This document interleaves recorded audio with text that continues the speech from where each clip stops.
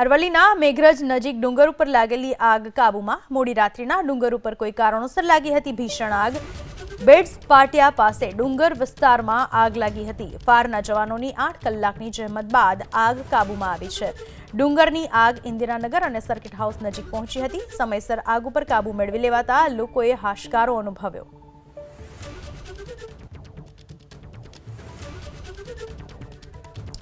અરવલ્લીના મેઘરજ પાસે ડુંગરમાં આગ લાગી હોવાની ઘટના બની હતી। 8 કલાકના અંતે આગ કાબૂમાં આવી ચૂકી છે। બેટ્સ પાટિયા પાસે ડુંગર વિસ્તારમાં આગ લાગી હતી। ડુંગરની આગ ઇન્દિરાનગર અને સર્કિટ હાઉસ નજીક પહોંચી હતી। સમયસર આગ કાબૂમાં આવી જતા લોકોએ પણ હાશકારો અનુભવ્યો। અરવલ્લીના મેઘરજ પાસે મોડી રાત્રે ડુંગર વિસ્તારમાં આગ લાગી હતી। અચાનક જ કોઈ કારણસર આગની જ્વાળાઓ ભભૂકી ઉઠી હતી। તાત્કાલિક ફાયર વિભાગને જાણ કરવામાં આવતા ફાયરની ગાડીઓ ઘટના સ્થળ પર પહોંચી હતી।